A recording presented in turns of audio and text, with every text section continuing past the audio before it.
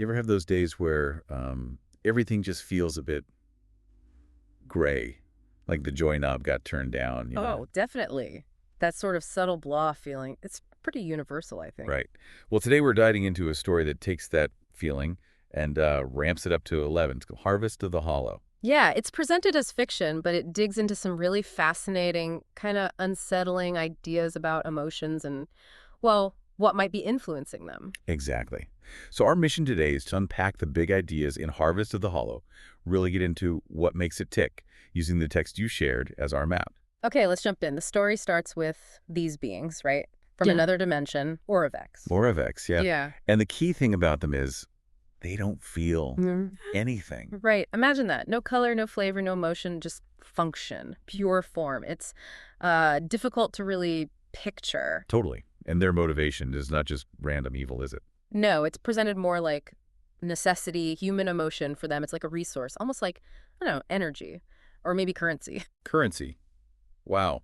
So we're basically walking, talking, feeling minds. That's the core concept, yeah. Humans as these unwitting sources of something vital to the Oravex. It really changes how you think about that initial blah feeling we talked about, doesn't it? Makes you wonder. Exactly. If feelings can be, like, harvested, does that mean they have some kind of tangible reality beyond just our heads? It's a big question the story poses. Okay, so who figures this out? Yeah. It brings us to Leo Arden, right, the protagonist. Yes, Leo. He works at this place, Somniotech, as a sleep watcher. Sounds pretty standard. Monitoring EEGs, brain waves during sleep trials, supposedly for insomnia research or something. But there's this little detail. Patients afterwards, they say they feel lighter, but they can't really remember why, or even their dreams sometimes. That's subtle, but creepy. It is. And Leo, he's the detail guy. He starts noticing something weird in the EEG readouts, not just normal sleep patterns. Yeah, is he fine? He calls it a resonance pattern, something recurring, structured that feels wrong, like something's being filtered out deliberately. Filtered out. How? Well, this is where it gets clever. He compares it to audio compression, like how MP3s remove certain frequencies to save space. Ah, okay, so you lose some data, but the main sound is still there. Exactly. Leo thinks something similar is happening with emotions, like specific frequencies of feeling are being subtly skimmed off. The person doesn't necessarily notice the full extent of the loss immediately. So he takes this to his boss, thinking he's found something big. He does, and the reaction is not what he expects at all. Uh-oh. Yeah. Suddenly his access is gone. They try to grab him. It's very quick, very forceful. Makes it pretty clear he hit a nerve. Somniotech is hiding something big time. So he's on the run, basically. Yeah. And then things get even weirder for him, right? He ends up somewhere else. Yeah. It's not clear how, maybe during an escape attempt or something related to the tech, but he finds himself in this interdimensional space. The story calls it liquid geometry. Liquid geometry, what does that even look like? Hard to say. It's described as constantly shifting, folding, defying normal space. But the main thing, it's filled with these incredibly intense colors, super bright, vivid. Okay, like a dream. Not quite. Because he realizes these colors, they are the emotions. Tangible feelings, rage, bliss, grief, all swirling around him, almost physically present. Whoa, so emotion isn't just in our heads in this place. Apparently not. And this place, this dimension, it's actually a marketplace, an interdimensional bazaar. A bazaar. For what? For trading those emotions. He sees these faceless beings, the Oravex, handling crystallized shards of feeling. Each color is a different emotion being bought and sold. That is deeply unsettling. And then one of these beings communicates with him, directly into his mind, no sound. What does it tell him? It confirms this place is the harvest grid, their hub, and why humans, the being basically says, because you feel, our dimension bleeds with emotions, something Oravex can't make itself. So we're just batteries for their feeling-less existence.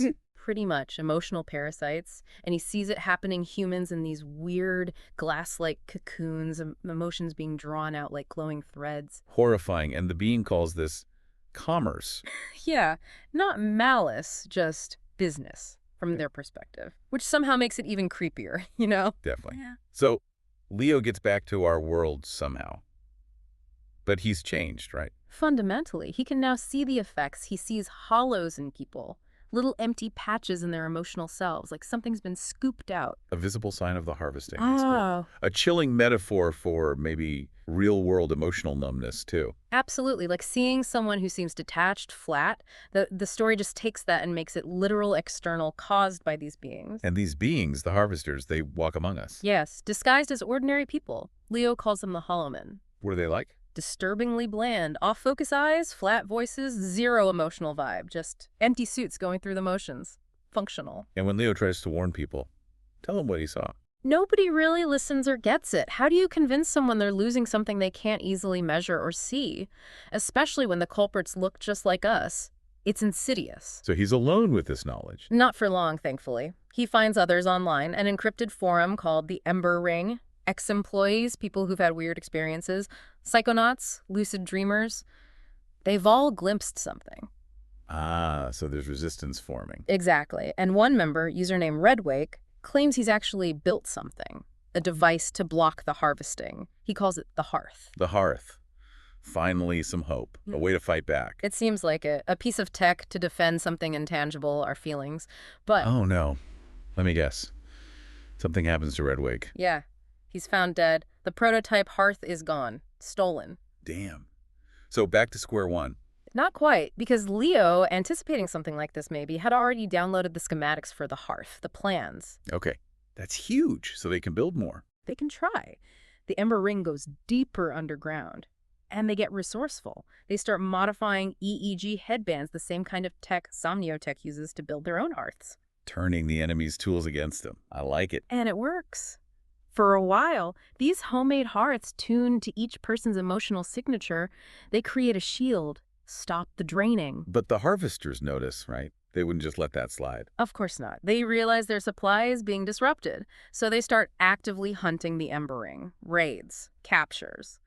The story mentions rehabilitation. Rehabilitation. That sounds ominous, like forced emptying. Yeah, the phrase spiritually lobotomize is used, basically forcing them into that hollow state. It really ramps up the stakes. So defense isn't enough. They need to go on the offensive. That's the realization. And this is where Savina Lux comes in. A former Somniotech researcher. She has her own reasons to fight, personal ones. And she has technical skills. Big time. Working with Leo, they modify the hearth design, turn it from just a shield into, well, a weapon. The Ember Lance. Ember Lance, what does it do? It's designed as a neural mirror, so instead of just blocking the harvest attempt... It reflects it back. Exactly. It bounces the extraction energy right back at the harvester trying to do it, uses their own weapon against them. Pretty brilliant, really. Okay, so they have a weapon now. What's the plan? Coordinated strike. They call it the Uprising of Fire. They get everyone with an Ember Lance ready, wait for the vernal equinox of 2026, apparently a time the dimensional barrier is weaker. Makes sense in a weird story logic kind of way. And then, boom, everyone activates their lances at the same time, worldwide. What happens? The effect on the Hollow Men is instant. They just collapse. Overwhelmed as all those stolen emotions apparently flood back into them all at once. Imagine that whiplash. Chaos. But maybe good chaos, like people getting their feelings back. For a moment, yes, there's this wave of real emotion washing back over the world. Joy, connection, everything that had been dulled. But the main harvesters, the Oravex themselves, they wouldn't just take that lying down. No way. They drop all pretense. They breach our reality fully. No more hiding. And that's when things go completely off the rail. Like reality itself starts glitching, lights flickering weirdly, space folding, time loops trapping people, gravity going haywire, literal storms of raw emotion. Yeah. Just absolute chaos. So a full-on interdimensional invasion. Pretty much. They're desperate to keep the harvest going, and they clearly have immense power when they aren't trying to be subtle. Ordinary people are just caught in this psychic dimensional crossfire. Is there any way to stop it? A final plan? The last stand happens back at Somniotech, the deep dream core. They initiate something called Project Dawnbreak. What's that? A desperate gambit to overload the connection, the resonance bridge between our world and Oravex. Sever it completely, but it needs a massive surge of emotional energy. Need to sacrifice. Yeah. Someone has to become a conduit, a supernova of feeling, as the text puts it, to basically blow the bridge. And Leo volunteers. He does. He's lost so much already, his brother, friends. He feels he's the one who has to do it. Fueled by grief, love, anger, all of it. So he uses the Ember Lance, but amplified. Right. He dons this enhanced lance and just Yeah, opens himself up, lets every emotion he's ever felt, good and bad, rush through him consciously, becomes this incredibly powerful beacon of pure feeling. and it works. It does. The energy surge is immense. It shatters the harvest grid, collapses the bridge. The harvesters are cut off, forced back into their own dimension. Wow. So Leo, Sure. he saves the world but doesn't survive. That's the tragic heroism of it, yeah. His profound feeling becomes the weapon and the sacrifice that saves everyone else. It reignites that ember in everyone, the story suggests. So what happens after? The afterlight, as the LN calls it. Well, the world starts to heal. Slowly, the glitching stops, the chaos subsides, people start feeling more like themselves again, the colors come back, metaphorically speaking. The story gets out. Savina Lux published it. But disguised as fiction, the book Harvest of the Hollow. A way to tell the truth without causing mass panic, maybe. Clever. And the Ember Ring. They disband, their main fight is over. But it's not a perfectly happy ending. know. How so? Some hollow men remain, people who were maybe too far gone, or the effect just stuck. A permanent reminder of what happened. And there's something else, right? About kids born after. Yeah, this is a really interesting, kind of creepy loose end. Children born after the collapse, they seem to have unusually vivid emotions and strange dreams. Shared dreams, even. Suggesting the connection isn't fully severed. Or maybe Oravex is still trying something. Exactly. It leaves that door open. Right. A lingering question, a potential future threat. So wrapping this deep dive up, the big takeaway from Harvest of the Hollow, even though it's fiction, is really about how valuable and maybe how fragile our emotions actually are. Definitely. It makes you think, doesn't it? What if our feelings were a resource? How would you even protect something so internal? No. Yes. Yeah. And it leaves you wondering, maybe not about aliens, but Yeah. are there other things in our world, subtler things, technology, social pressures, whatever, Yeah. that might be messing with our emotional landscape without us realizing it?